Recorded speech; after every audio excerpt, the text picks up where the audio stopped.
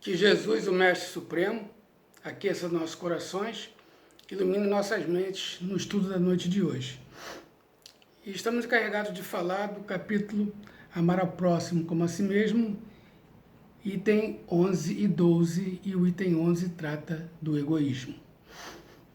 Recentemente fizemos um tema livre, em que usamos o livro Obras Póstumas e fizemos sobre aquela passagem em que Kardec fala do egoísmo e do orgulho. Mas mesmo falando novamente do egoísmo, a doutrina espírita tem tanto material, é tão rica que dá para a gente colocar um assunto bastante diferente até do que foi da outra vez. Sendo que dessa vez a gente vai procurar entrar no cerne do egoísmo. Então o nosso propósito hoje vai ser conseguir explorar o egoísmo na sua raiz. Então a gente está pretendendo, vamos dizer assim, conseguir deixar esse assunto, vamos dizer, complementando aquela outra e ficar com esse assunto bastante, vamos dizer assim, mastigado. E o que a gente fala no primeiro momento do egoísmo? Que o egoísta é aquele que coloca suas necessidades e interesses pessoais em primeiro plano sempre. Então ele não compartilha com os outros. O egoísmo tem uma perspectiva de vida onde ele é o centro do universo.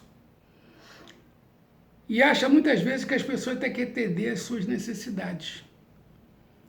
E aí é interessante a gente ressaltar que a caridade é a antítese do egoísmo. A primeira é a abnegação da personalidade, que é a caridade. E o segundo é a exaltação da personalidade, que é o egoísmo. O egoísmo prevalece o quê? O egoísmo prevalece sempre o interesse pessoal. Cada um vive para si, vendo no semelhante apenas um antagonista, um rival ou um concorrente que deve ser vencido. Então complica bastante a coisa, né? E num estágio mais avançado, o egoísta age para conquistar seus objetivos, mesmo que suas atitudes gerem prejuízo ao bem-estar do próximo. Então, o egoísta, ele quer satisfazer a sua necessidade. E é interessante a gente perceber que o egoísta, ele tem, vamos dizer, uma falha moral, né? Por quê? Porque ele não se pauta no princípio do bem. Ele se pauta no princípio do bem dele. Então, como é que a gente vê o egoísta? O egoísta muitas vezes é uma pessoa sedutora, é uma pessoa simpática, é uma pessoa extrovertida, porque ele tem interesse em cativar as pessoas para ter mais facilidade de receber, já que ele não gosta de dar. O egoísta prefere sempre o quê? Receber. Então o interesse primordial do egoísta é levar vantagem, é receber. Então a gente pode aí dizer que o egoísta, ele tem uma falha de caráter. E a gente poderia, vamos dizer assim, de uma forma didática, colocar o egoísmo em 3 divisões. Evidentemente que didaticamente falando, isso não existe. Mas a gente poderia ter 3 tipos de egoísmo.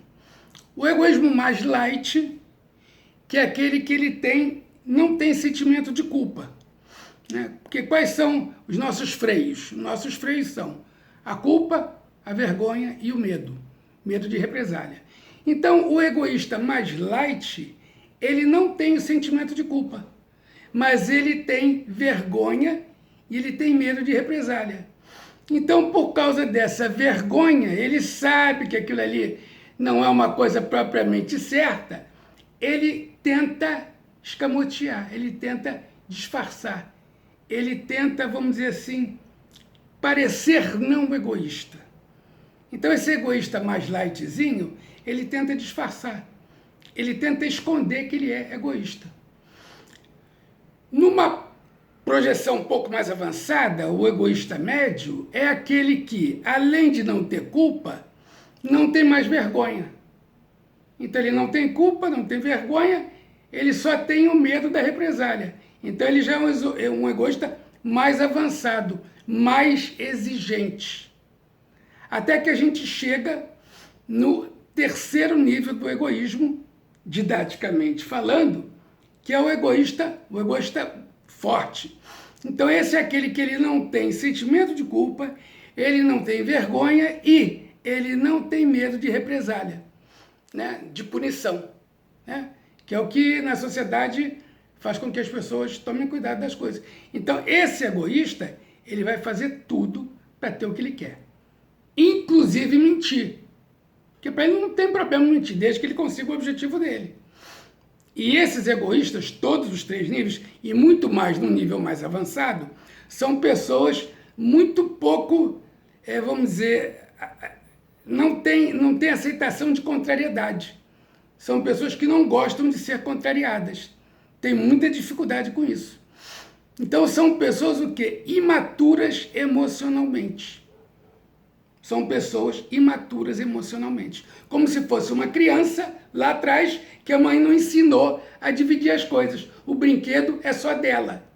Então ela não empresta o brinquedinho dela.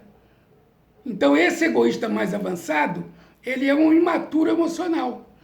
E muitas vezes esse egoísta muito avançado é um borderline. Ele é quase o quê? Ele é quase um psicopata.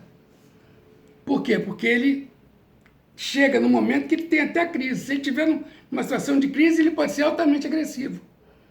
Mas ele tem o quê? O interesse em satisfazer o que ele quer. E aí tem uma coisa bastante interessante para a gente analisar, que seria a corrupção. A corrupção teria origem no interesse pessoal, que está ligado ao egoísmo. Então a corrupção, também em seus vários níveis, a corrupção pequenininha, a média, bem alta, ela vai ter o quê? Uma pessoa altamente egoísta que pensa só no bem-estar dela. Não pensa no bem-estar da comunidade, pensa no bem-estar dela ou dos seus. Então ela quer aquilo para ela, independente se aquilo está fazendo mal para a sociedade. Então esse tipo de egoísta que está na corrupção, ele não tem o quê? Sentimento de culpa. Às vezes disfarça porque tem vergonha, tem medo de represália, mas às vezes não tem nem mais vergonha, acostumou tanto com aquilo que só tem medo de represália.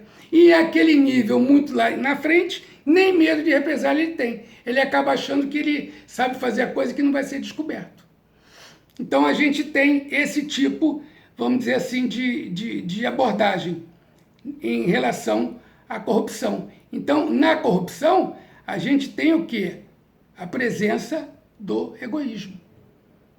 O egoísmo está enraizado na corrupção. E aí a gente lembra, né, porque a gente está trazendo aqui, tentando penetrar bem no cerne dessa questão, a gente vai trazer a pergunta 895 do Livro dos Espíritos, que é uma pergunta muito incisiva para mostrar como as pessoas pensam. Qual é o nível de interesse? Então ele pergunta assim, na pergunta 895. Poste de lado os defeitos e os vícios acerca dos quais ninguém se pode equivocar. Vou repetir. Postos de lado os defeitos e os vícios acerca dos quais ninguém se pode equivocar, qual o sinal mais característico da imperfeição? Qual o sinal mais característico da imperfeição? Os espíritos respondem: o interesse pessoal. E fazem algumas considerações, e terminam o parágrafo dizendo: o verdadeiro desinteresse é coisa ainda tão rara na Terra que, quando se patenteiam, todos o admiram como se fora um fenômeno.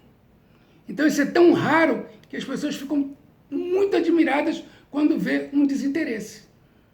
E foi justamente o que Jesus fez quando esteve aqui. Jesus mostrava um desinteresse nas coisas materiais. Vinha ressaltar o lado espiritual, o lado da caridade, o lado da humildade. E aí a gente pegando o item 12, que a gente está aqui encarregado de analisar, a gente tem a mensagem do Pascal. E o Pascal diz para a gente agora começar a penetrar no cerne do egoísmo. O egoísmo é a negação da caridade. Ora, sem a caridade, não haverá descanso para a sociedade humana. Digo mais, não haverá segurança. Segurança. Com o egoísmo e o orgulho, que andam de mãos dadas, a vida será sempre uma carreira em que vencerá o mais esperto. Uma luta de interesses, em que nem sequer os sagrados laços da família merecerão respeito. Vamos repetir. Com o egoísmo e o orgulho que andam de mãos dadas, a vida será sempre uma carreira em que vencerá o mais esperto, uma luta de interesses em que nem sequer os sagrados laços da família merecerão respeito. Então, já colocando aí a família. Aí a gente aproveita ter introduzido esse tema, a família, na questão do egoísmo, para trazer a pergunta 775 do Livro dos Espíritos, que é uma pergunta fundamental para a gente começar a penetrar essa questão de egoísmo. Qual seria, para a sociedade, o resultado do relaxamento dos laços de família? Qual seria, para a sociedade, o resultado do relaxamento dos laços de família? Uma recrudescência do egoísmo. Então, qual seria para a sociedade o resultado do relaxamento dos laços de família? Uma recrudescência do egoísmo. Então, a origem do egoísmo parece estar na família, nos laços de família, na educação familiar, ou na falta de educação familiar. Então, a educação familiar contribui muito para essa questão do egoísmo se instalar ou não. Você dá limite para o seu filho, você ensina ele a compartilhar, não dá para ele tudo o que ele quer, você não passa no shopping, ele vê um brinquedo na vitrine da loja, gostei, entra e dá. Não, você tem que deixar a vida seguir seu curso e ele ter o merecimento para ir ganhando as coisas de forma natural. E não você ser aquele camarada que você não educa, você dá presente. É fácil. Você tira o teu da reta e quer parecer o papaizão. Vamos dar presente, vamos dar presente. E não dá educação. Ou deixa para a escola educar. E a escola hoje está muito complicada. Então, o relaxamento dos laços de família promove, sem dúvida nenhuma, está dito na pergunta 775, promove o egoísmo. E aí a gente pode, digamos assim, aproveitar e trazer a pergunta que vai complementar isso que a gente está falando, que é a 785. Qual o maior obstáculo para o progresso? E a gente aí está falando, claro, do progresso moral, como estava falando Kardec. Ele não estava falando de progresso, vamos dizer, material. Ele está falando de progresso moral. Então, qual o maior obstáculo para o progresso moral? O orgulho e o egoísmo. Refiro-me ao progresso moral porquanto o intelectual se efetua sempre. Então, o orgulho e o egoísmo. O orgulho se opõe à humildade, o egoísmo se opõe à caridade. Então, o egoísta não tem compaixão, não pratica a caridade. Porque ele quer o quê? Tudo para ele. E a humildade e a caridade são caminhos para a nossa salvação.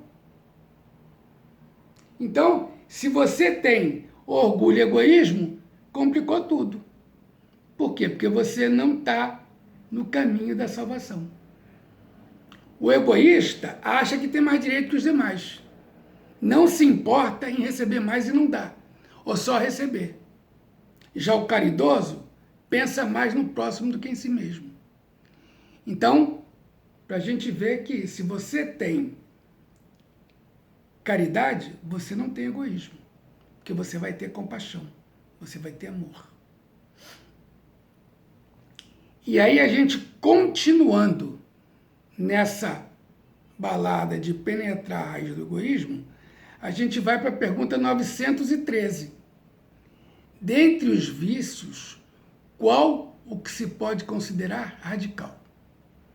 Dentre os vícios, qual o que se pode considerar radical?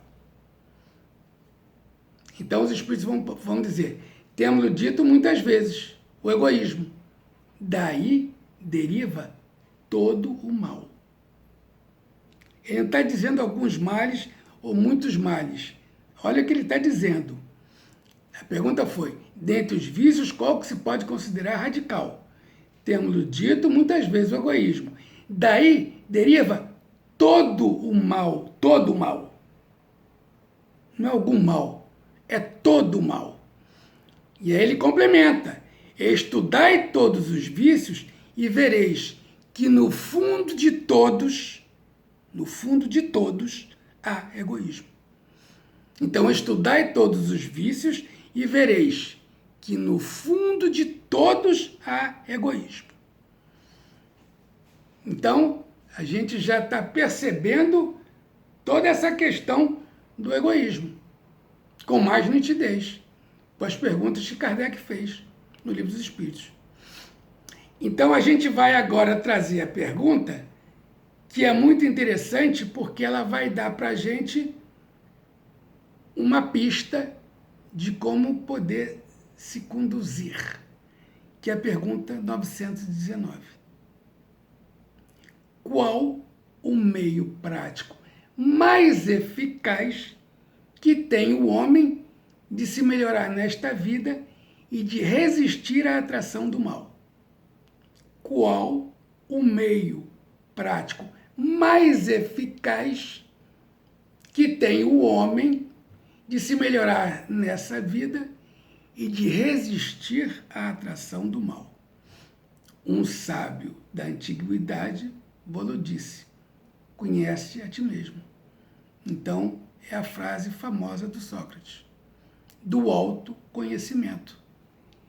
Nesse parte do Livro dos Espíritos, Santo Agostinho vai falar na 119, não sei se é A ou B, que ele fazia uma coisa muito interessante.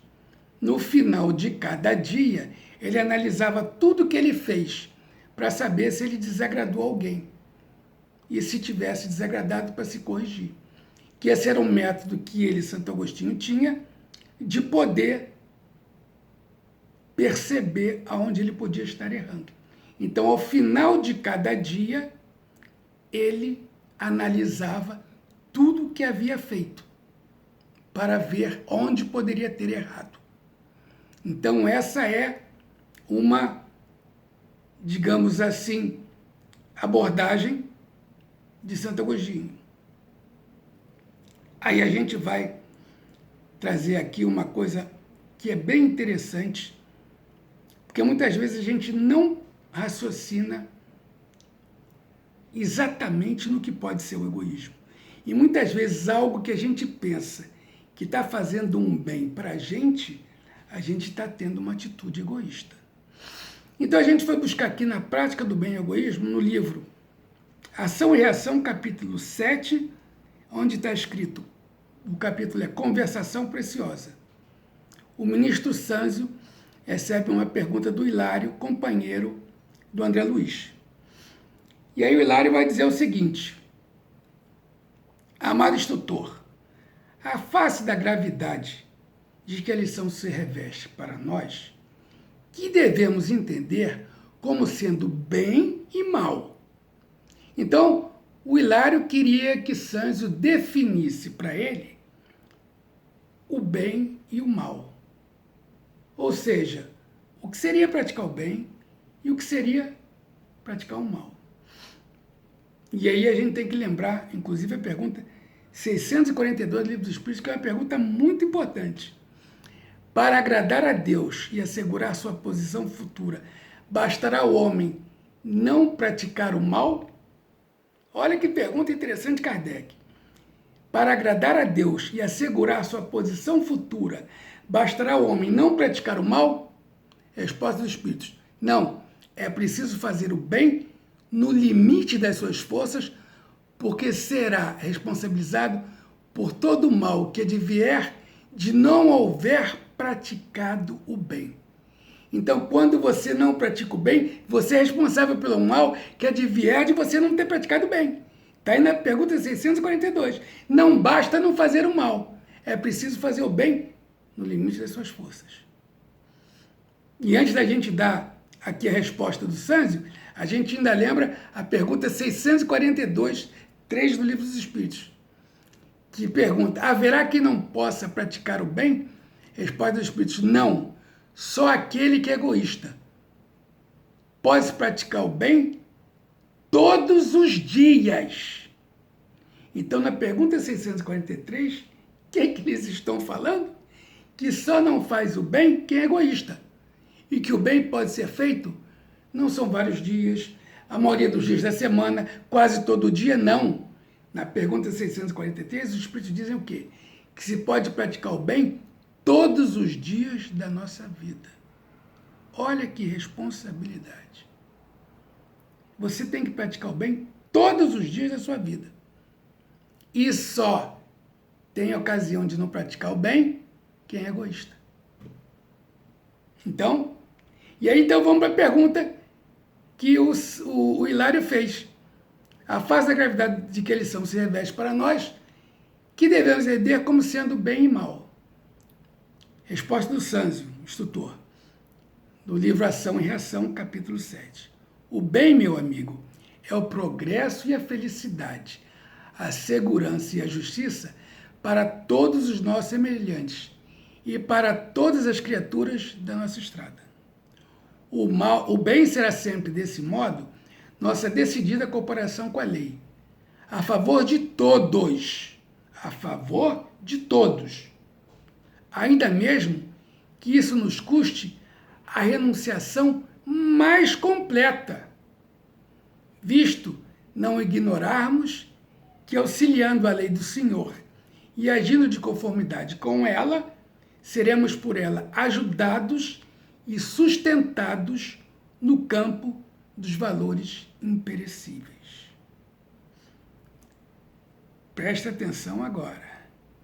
Prestem muita atenção agora.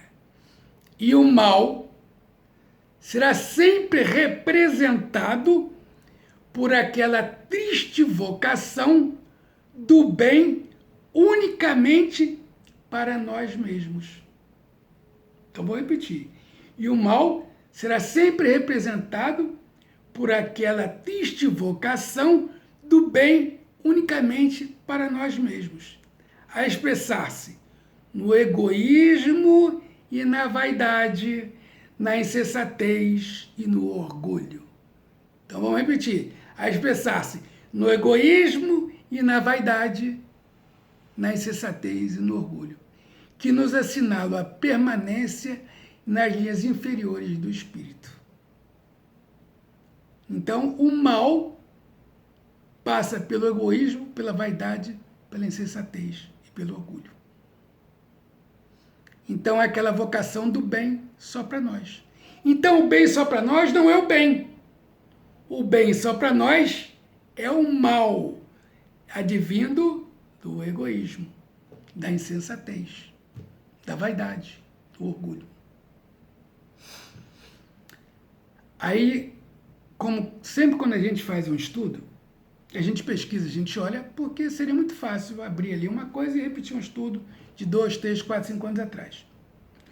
E descobrir num livro de Kardec que eu nunca tinha lido, e que é um livro pouco conhecido ou pouco ventilado na doutrina. Chama-se Viagem Espírita, de 1862. Na página 26, Kardec traz uma série de conclusões a respeito da sociedade, inclusive. E fala da caridade na sociedade. E ele explica ali por que da dificuldade dos sistemas que pregam a igualdade não darem certo por causa das diferenças de pendores das pessoas. Então é muito útil para as pessoas, eu só tinha visto essa explicação mais rasa no livro do Leon Denis, Cristianismo e Espiritismo. Leon Denis, no livro Cristianismo e Espiritismo, também aborda isso. Só lá. E aí achei agora aqui, no livro Viagem Espírita de Kardec, só que mais bem colocado, explicando por que não adianta você dar tudo igual para todo mundo. Por que não dá certo? Não vou adiantar aqui, porque não é do nosso tema, mas é correlato. Quem quiser vai na página 26 do livro e que vai ter uma surpresa, tem umas 3 páginas para ler, que é muito interessante. Então Kardec fala nesse livro, Viagem Espírita, de 1862, da página 26. Uma vez que o reino do bem é incompatível com o egoísmo, é preciso que o egoísmo seja destruído. Ora, quem o pode destruir? A predominância do sentimento do amor, que leva os homens a se tratarem como irmãos e não como inimigos. Aí olha o que ele vai falar agora. A caridade é a base, a pedra angular de todo o edifício social. Sem ela, o homem só construirá sobre a areia. Então a caridade é a base, a pedra angular de todo o edifício social. Sem ela, o homem só construirá sobre a areia. E ele continua. Sem a caridade, não há instituição humana estável. Sem a caridade, não há instituição humana estável. Ou seja, sem a caridade, existe uma forte instabilidade. E não pode haver caridade nem fraternidade possíveis, na verdadeira acepção da palavra, sem a crença. Aplicáveis, pois, a desenvolver esses sentimentos que, engrandecendo-se, destruirão o egoísmo que vos mata. Quando a caridade tiver penetrado as massas, quando se tiver transformado na fé, na religião da maioria, então vossas instituições se tornarão melhores pela força mesmo das coisas. Os abusos oriundos do personalismo desaparecerão. Ensinai, pois, a caridade e, sobretudo, pregai pelo exemplo é a âncora da salvação da sociedade. Só ela pode realizar o reino do bem na terra, que é o reino de Deus. Sem ela, o que quer que façais, só criareis utopias. Então, sem a caridade, a gente cria utopia, ele está falando aqui, das quais só vos resultarão decepções. Então, ele aqui está dando uma pista daquilo que eu falei. Se você dá tudo igual para todo mundo, mas não houver caridade, você está criando utopia. Está aqui no capítulo. Se o Espiritismo é uma verdade, se deve regenerar o mundo, é porque tem por base a caridade. Ela não vem derrubar os cultos, nem estabelecer um novo. Proclama e prova verdades comuns a todos, base de todas as religiões, sem se preocupar com detalhes. Não vem destruir senão uma coisa, o materialismo, que é a negação de toda religião. Não vem pôr abaixo senão um templo, o do egoísmo e do orgulho. Mas vem dar uma sanção prática a essas palavras do Cristo, que são: toda a sua lei. Amai ao próximo como a vós mesmos, ou como a si mesmo. Então ele está dando aqui a sanção da lei, do Cristo. Amai ao vosso próximo como a vós mesmos. E aí ele coloca mais à frente para trazer mais luz sobre o tema. Por outro lado, vemos a sociedade terrestre dilacerar-se mutuamente sob o império do egoísmo, ao passo que viveria feliz e pacífica sob o domínio da caridade. Com a caridade, tudo é, pois, benefício para o homem, felicidade nesse mundo e no outro. Então, a caridade, ela é muito importante. Por quê? Porque a caridade, ela é o amor em movimento e ela traz equilíbrio na sociedade. O desequilíbrio da sociedade é que traz as guerras, é que traz todas as mazelas. E o egoísmo está na raiz desse desequilíbrio. Se a gente quer equilibrar a sociedade, uma das coisas fundamentais e principais é combater o egoísmo, porque o egoísmo é a antítese da caridade. E, como a gente viu, na família está a gênese para o combate do egoísmo, que é através da educação. Então, a educação familiar, a educação dos pais, o equilíbrio do lar é fundamental para que você combata o egoísmo e outras coisas mais, que a gente não vai entrar aqui na questão, mas que inclusive está permeando muito agora e que num estudo que a gente vai trazer no próximo estudo, a gente vai justamente falar disso. Dessa outra questão que a família pode perfeitamente equilibrar. Então, a nossa mensagem é essa. Vamos combater o egoísmo, realçar a caridade e fazer o que Jesus quer que nós façamos. Fazer o bem. E lembrar o que disse aqui, que quando você faz o bem só para você mesmo, você está praticando o quê? O mal. É egoísmo, é insensatez, é orgulho. Então, era isso que a gente queria trazer para vocês em relação ao egoísmo. Muita paz.